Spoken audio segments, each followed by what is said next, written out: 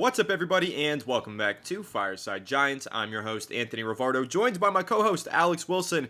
And what a Super Bowl we got yesterday. I mean, boring first half, a little bit of a snooze fest of the first half, but that second half, it came alive. And of course, as we said in our previous episode, how can you bet against Patrick Mahomes? When it's crunch time, fourth quarter, overtime, whenever he's down and he needs a score, he just finds a way to win. And that's what great quarterbacks do. That's what we saw from Patrick Mahomes. He was the game's MVP. Didn't play well in the first half, but came back strong in the second half. Overtime game with the new rules. It was an interesting matchup and an interesting ending to that game, but it was a really exciting Super Bowl, and I'm happy with the final product that we got in Super Bowl 58. So just giving my take on that game right there. But prior to the Super Bowl, Mike Garafolo of NFL Network, a great NFL insider who used to be on the New York Giants beat, very plugged in, has a lot of connections with the New York Giants, knows a lot about what they're doing and what's going on in their front office every offseason. He revealed some pretty interesting information about our Giants before the Super Bowl yesterday. He said that the Giants still expect Daniel Jones to be their starter in Week 1 if he's healthy, and that he's progressing nicely in his rehab and making really solid progress. Both good points there, but then he also went on to say, quote, the Giants have the 6th overall pick in the draft, and general manager Joe Schoen was at a bunch of games this past fall involving the top college quarterbacks to go high in the draft. Look for the Giants to potentially draft a quarterback. Could they jockey for a position or stay at 6? Who knows, but we'll find out soon. So even though he thinks that Daniel Jones is progressing well and still expected to be the day one starter, he said that the Giants are a team to watch in the NFL draft because they might just go ahead and draft a quarterback. So we've gotten a lot of conflicting rumors here, Alex. We've heard about, the Giants sticking with Jones and not being interested in the quarterbacks. Then we've heard the opposite, and now we're hearing from, again, Mike Garafolo, who I think is one of the best insiders in the NFL and very connected to the New York Giants organization, saying that they absolutely are considering the possibility of drafting a quarterback. Have they made up their minds? Probably not, but it's definitely in the cards for the Giants. So interesting stuff here. Giants are a team to watch in this draft, and that's kind of what we're going to go ahead and dive into and discuss in today's episode. But before we do so, make sure to leave a like if you do enjoy this episode. Subscribe to the channel if you are new. Ring the bell so you don't miss an episode, and comment your thoughts on the topics down below in the comment section. If you listen to Apple or Spotify, please make sure to leave us a 5-star review. Go ahead and follow us on all of our social media channels at Fireside Giants. Without further ado, Alex, how are you doing today, my friend? What are your thoughts on last night's Super Bowl? And what are your thoughts on Mike Garafolo's comments about the Giants potentially being interested in drafting a quarterback? Well, I'm doing pretty good, and if you guys learned a single thing from watching yesterday's Super Bowl, as much as you guys probably already know the answer to this, having an elite quarterback is absolutely necessary to winning Super Bowls, because if the Giants got to meet the Chiefs in the Super Bowl, I don't know how we're beating Patrick Mahomes unless you have a defense that's ridiculous. Now, I know 49ers had a couple of bad breaks. Debo was a little hurt second half. They lost Greenlaw early on. He tore his Achilles. That was an awful situation. Dude was having a great game before that. So unfortunate, but we saw what it takes. You need a guy that's going to rise to the occasion and do something special, like special throws, special moments.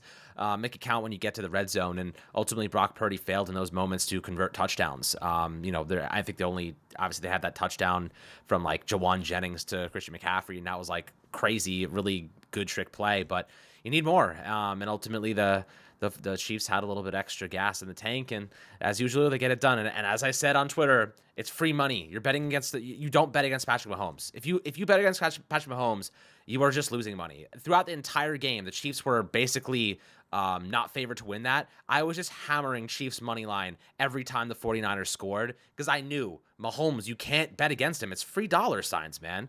So, of course, Chiefs go on to win the game, made a couple bucks. Very happy about that. Now we look to the offseason, and the Giants certainly have a lot of work to do. And as you mentioned, Daniel Jones progressing well. He's doing anti-gravity stuff, running in a pool. But can he hit a 30-yard dig route? We're not so sure. That's kind of the question we ask ourselves right now. Where do the Giants go from here? We've talked about the quarterback position. People are talking about J.J. McCarthy at 6 now. I don't get it. I really don't think that's a good decision for the Giants. If the Giants moved back to 15 or 20 and took J.J. McCarthy and got a ridiculous haul, I would much rather do that than take him at 6, right? Like, I don't think he's worth the 6th overall pick. Yes, there's going to be teams that want quarterbacks. There's going to be teams that take chances based on the fact that most people think 2025 is a weaker class. So, we're going to see a little bit more aggression this year for a passer. And, J.J. McCarthy has tangible qualities. He has some decent tools. Teams want to build around that. I get it. I get the whole perspective. But, Daniel Jones being, in a spot where he's making good progress, could return for opening day. It doesn't change anything, right? We already knew this. We knew that Daniel Jones was going to work his butt off. We know he'd be doing everything he could to finally get back onto the football field, healthy and ready to go for week 1. So this is not like a big surprise to us. What is a surprise is the fact that they're saying like the Giants are a team to watch in this upcoming draft to move. Whether that's up or down, we do not know.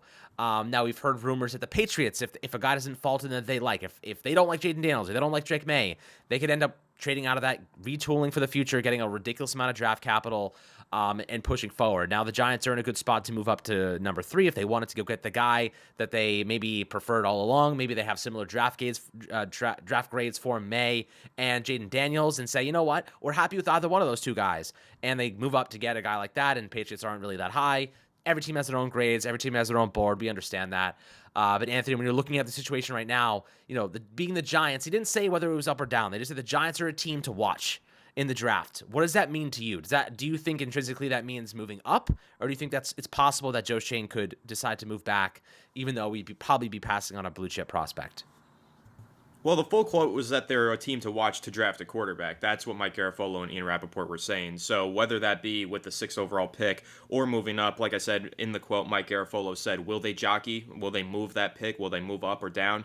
He said, we don't know the answer to that yet, but we'll find out soon enough. But Garafolo was indicating that the Giants are at least considering drafting one of those top quarterbacks. He mentioned by name Caleb Williams, said that, of course, Joe Shane scouted a lot of USC games and was in attendance for USC versus Washington. So he scouted both Caleb Williams and Michael Penix. So I guess you could say that Garafolo is making the point.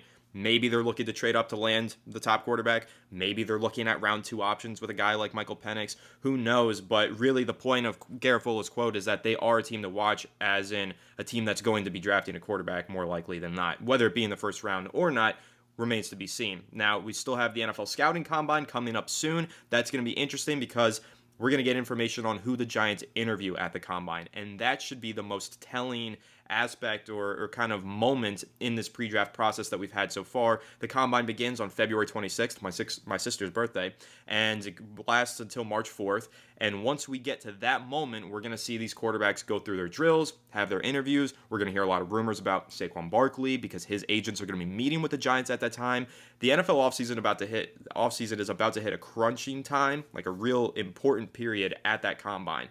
And again, one of the things that you have to keep an eye on is the list of interviews. Every team is afforded so many interviews. I don't know what the exact number is at this year's Combine, but they're allowed to interview with X amount of prospects, and that information is usually disclosed. So if the Giants end up interviewing 5 first-round potential quarterback prospects, I think that's a pretty clear indicator as to what their plans are in the upcoming draft. Now, the Giants might be strategic. They might interview those guys in order to get more intel on them so that they could trade down, or so that they can dupe teams into thinking that they're drafting a quarterback when they know that they're not. Or maybe they won't interview any of the quarterbacks just to make sure the teams think they're definitely not drafting one, and then they really are planning on drafting one. So it's going to be really interesting, and it's stuff to monitor and keep an eye on is once we get to that Combine, who are the Giants meeting with? What positions are they really scouting heavily and interviewing with and expressing the most interest in?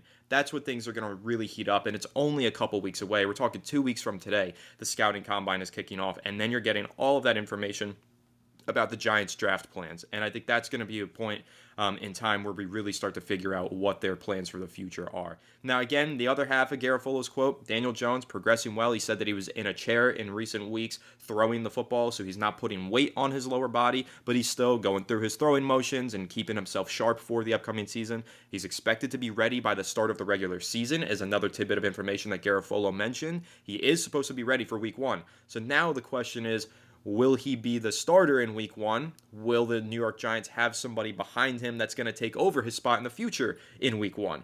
Those are the big question marks. And so, again, once we get to the Combine, we'll get more information.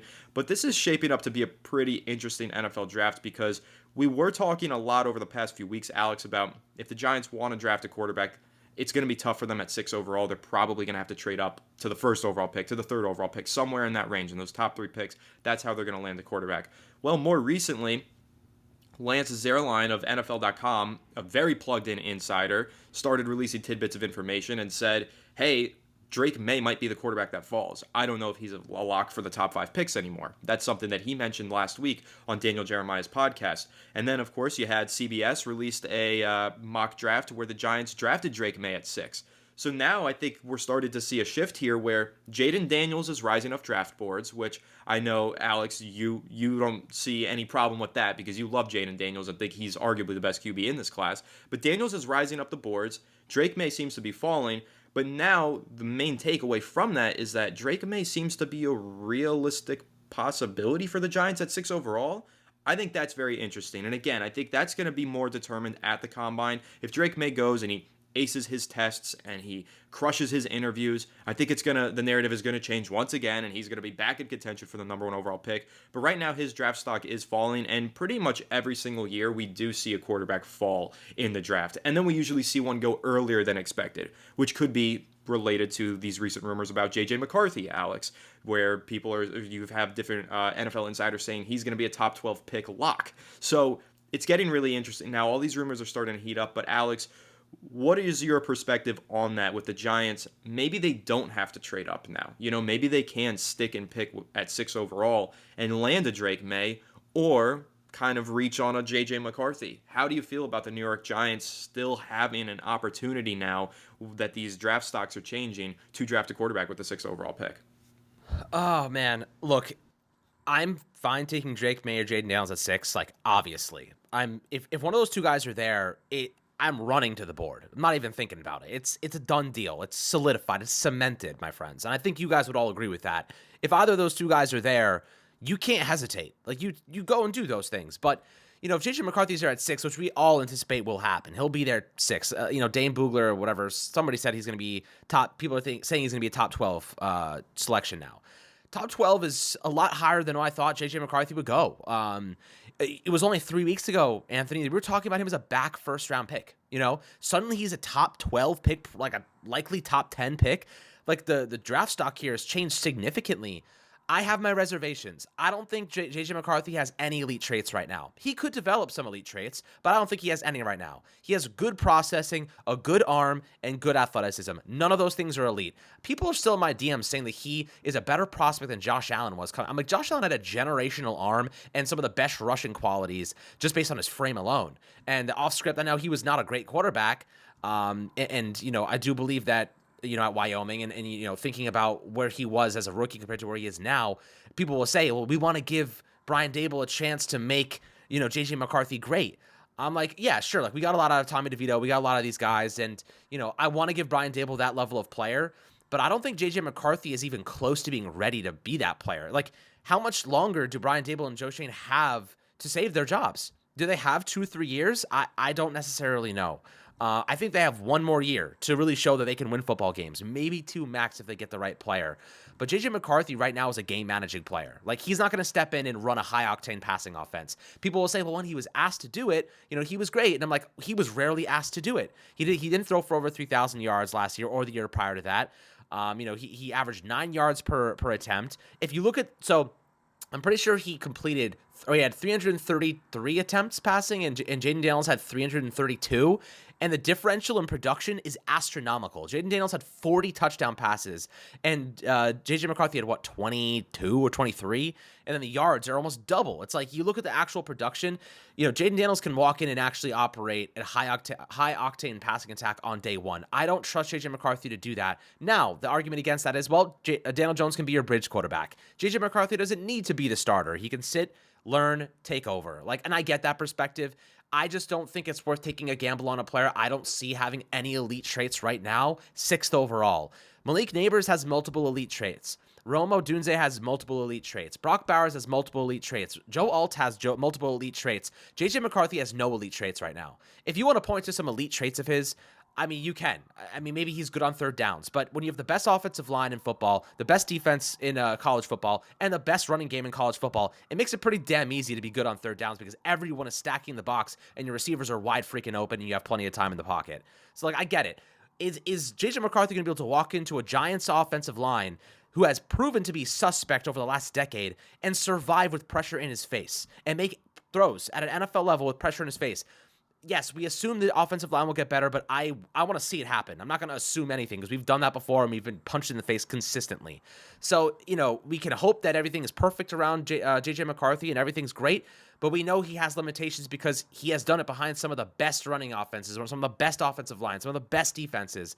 Like, the Giants don't have that level of foundation. That's the level of foundation that the 49ers gave Brock Purdy, right? A great offensive line, a great running game, and a great defense. And he's great in that system, but the Giants do not have that. We are on the verge of losing Saquon Barkley, the worst ranked pass blocking unit in football, and a terrible defense to go with it, or not terrible, but below average by most statistics. So is that the type of foundation you want to put a quarterback that has no elite traits in? I mean, in my opinion, I don't think so. You need a quarterback who's going to elevate everybody, has multiple elite traits. My perspective on this on Jaden Daniels, he has an elite deep ball, elite rushing qualities, and he can develop elite pocket presence and maneuvering around. I think he has several elite traits to work with, and that can elevate everybody. I could be wrong. JJ McCarthy could end up becoming a great player. I just don't think it's going to happen immediately. I don't think the Giants have that much time to wait. Jaden Daniels can step in and start immediately and probably win games for us. That's kind of how I feel about it right now. But my take on this. If May or Daniels are there at 6, you run to the podium to get one of those two guys. I'm not taking JJ at 6. I'm taking Malik Neighbors or Romo Dunze if that's the options that we have. I don't see the allure there, but I could be wrong. And I think you're probably in a similar mindset to me in that you probably go with the two other options if those were the guys that were available. I do, and I think that I'm higher on JJ McCarthy than you are, but I'm still not in top 12 pick. I think that, no, I don't see necessarily elite traits with JJ McCarthy, but I do view him as a good player who could be a Brock Purdy for you. You kind of mentioned that at the beginning of this episode that the Chiefs had a quarterback that made crazy throws and crazy electric plays at the end of the game that ultimately won them the game, right? That's a Mahomes. But Brock Purdy had them in that game and had them in the Super Bowl because he's really good at managing a game. And I'm not saying that as he's a game manager. That's not a diss to Brock Purdy. Being a game manager is one of the reasons why Patrick Mahomes was in the Super Bowl as well, because he's also a great game manager. You need to be a great game manager. But those quarterbacks that are great game managers and playmakers, those are the ones that really succeed at the highest level of the NFL, win MVPs like Lamar Jackson, win Super Bowls like Patrick Mahomes. And I thought Brock Purdy did everything in his power to get the team on the cusp of that Super Bowl. One or two plays, but he's young. I think he's going to continue to get better, and he's going to make those plays in the future. So again, no diss to Brock Purdy here, but I'm using him as an example because he's one of those high-end game manager type quarterbacks. He does make plays. He does get off script. Brock Purdy does make some pretty excellent throws that surprise you at times. He just doesn't do it, all the time like Patrick Mahomes. But I think that JJ McCarthy can be that, and that's a pretty high standard, and that's a pretty high praise that I think I can give him. If I think that he could be a Brock Purdy, then I guess I'm saying that I think JJ McCarthy could be a top 10 quarterback in this NFL. But there are also a lot of question marks about JJ McCarthy and a lot of red flags that tell me he probably needs a lot around him that's good in order to succeed at that highest level. Same way Brock Purdy kind of has. He needs a lot of help. And JJ McCarthy also, I think, is a half-baked product that needs a lot more time to cook. And so when he does get to the NFL, going to a team like the New York Giants, with a head coach who's going into his third season with his back against the wall, with a couple losing seasons in recent memory that need to be wiped away with a big winning season, this isn't the situation that makes sense for JJ McCarthy, in my opinion. He needs to go somewhere where there's a lot of structure, continuity, and playmakers, like something that can help him succeed as fast as possible. I don't know if the New York Giants can do that. In fact, I think that there are many factors at play here, including the bad offensive line, the questionable coaching from last season, Mike Kafka being back. There's a lot of factors that might hold JJ McCarthy back, stunt his growth, and make him an even worse product than he is coming out of college. And I think you can argue that that's what happened with Daniel Jones several years ago and is maybe continuing to happen with him. And I don't want to see the Giants put a quarterback that needs a good situation into a bad situation and kind of ruin him from the outset. In my opinion, a guy like a Drake May, he needs structure as well, but he also has that Josh Allen ability to him where he's going to make those head-scratching throws, but it's because he's putting in an effort to make big-time plays and be ballsy, and a lot of the times you live with those picks because he is hitting on those big-time throws and he's making those big-time plays. So that's why I like Drake May, and I think that Drake May has all those traits. He is 6'4", 230. He's built like an NFL quarterback. He plays like an NFL quarterback. I like him for a situation like the New York Giants where they need an NFL quarterback who can make some prolific passes. And I think Drake May has the potential to do that. I don't think that he needs to be put into the perfect situation at the beginning of his career like J.J. McCarthy might. So kind of to wrap that in and say, what if the New York Giants take a quarterback at 6 overall? Well, I'm hoping and praying that it is Drake May falling to 6 overall, because I think that would be a dream come true. I think he's the best quarterback prospect in this class. Arguably, it's between him and Caleb Williams to me. I think that what Drake May does, how he plays the game, and the traits that he has, those are the traits that you look for to mold into one of those superstar quarterbacks, like a Josh Allen, like a Mahomes, 6'5", big guys with cannons of arms and ability to make throws at all 3 levels. Drake May has that. So if he does fall to number 6 overall, I think that's going to be a situation where he's not the first quarterback taken off the board, but all of those teams that chose not to take him are going to be wishing that they did. I think that if he does slide in this draft, it's going to be kind of one of those miracle situations for the New York Giants. I'm hoping, I'm being optimistic here. I hope that the Giants find themselves in a situation to draft Drake May. But ultimately, I think what's going to happen here is free agency is going to determine where these quarterbacks go. You have the New England Patriots sitting with the 3rd overall pick, and they're definitely a contender to draft a quarterback unless they go into free agency and sign somebody. And now you have recent reports saying that the Patriots are more interested in attacking the free agency market for a quarterback rather than going through the draft, because they think their roster is more built for a free agent. So if that's the case, then that 3rd overall pick is going to be available to the Giants or to any team to try and trade up and get a quarterback. So will the Giants realistically be able to stick and pick at 6 overall?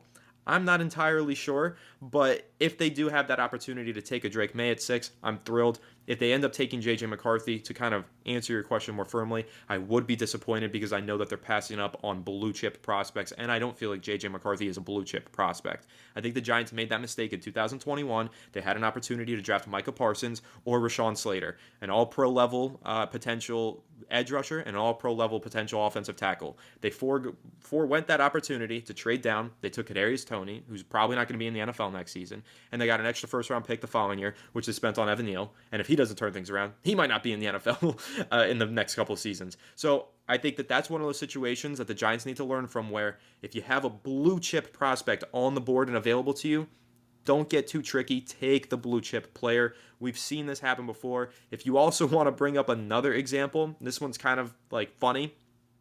How about the Buffalo Bills back in 2017? They had the 10th overall pick. Alex, do you know who the 10th overall pick in the 2017 NFL draft was? It was Patrick Mahomes. The Bills traded down with the Chiefs, and the Chiefs got Patrick Mahomes.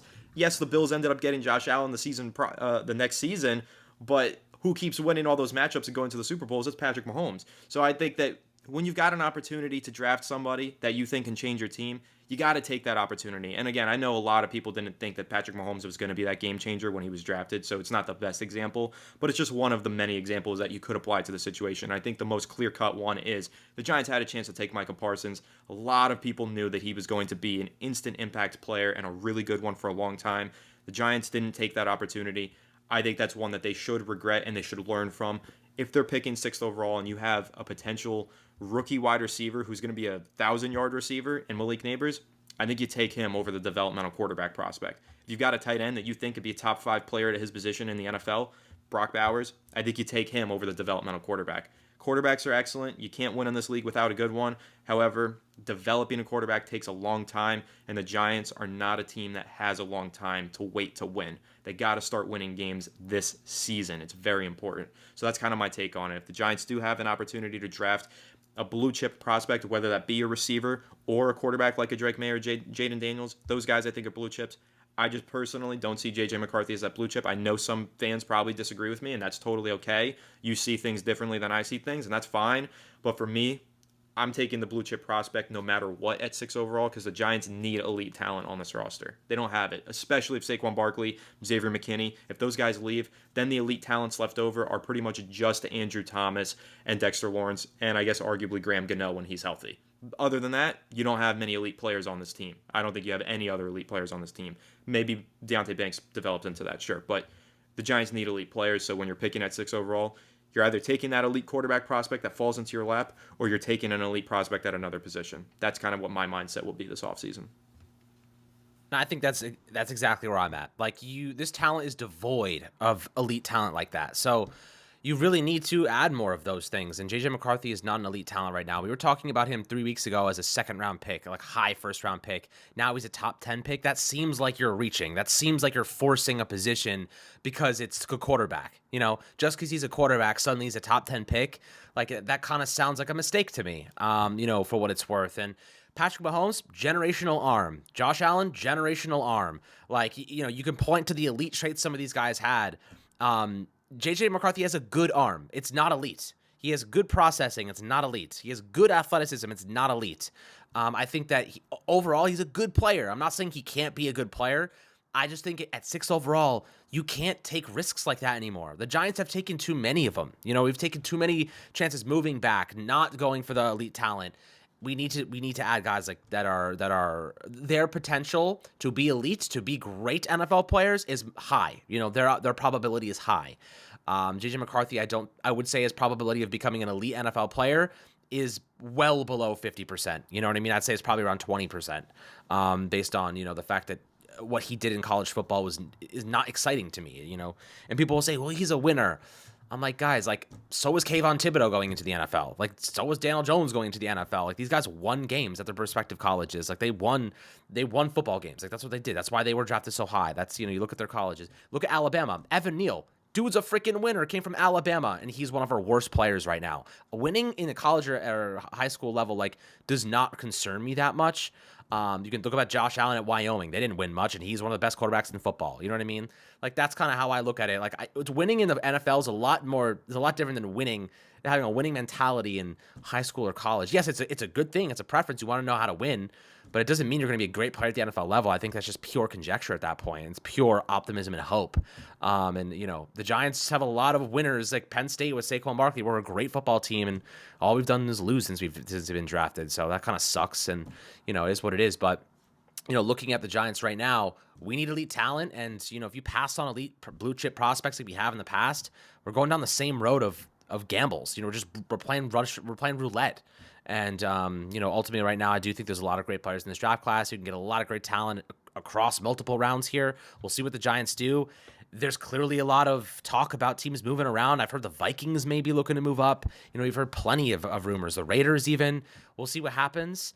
But the Giants are in a really good spot within striking distance of a quarterback. And I think that we should be, keeping that door open in that regard. But, free agency's coming up in about a month here. We have a lot of football news coming up. Obviously, the Combine's in a couple of weeks. It's going to get excited. It's going to get heated.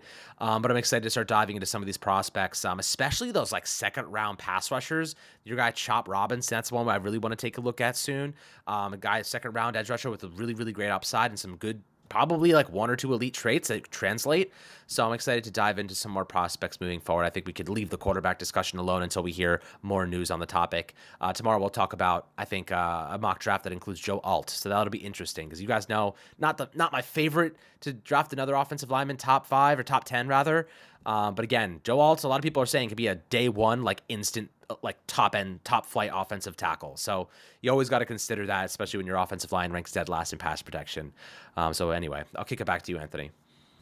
Yeah, I think you made a good point there. Before we get into that Joe Alt discussion tomorrow, I will say I think it ties into the conversation that we had in this episode about wanting a blue chip player, and Joe Alt's a blue chip player. So that should be an interesting discussion tomorrow that I'm excited to have with you. But kind of looking ahead to this offseason, as you mentioned, we've got this combine coming up. We probably can table the quarterback conversations for a little bit until we get to that combine. But if we do get to that combine and we hear that Drake May, Caleb Williams, and J.J. McCarthy and all these guys are having interviews with the Giants, well, then those rumors are going to really heat up, and it's going to get really, really exciting.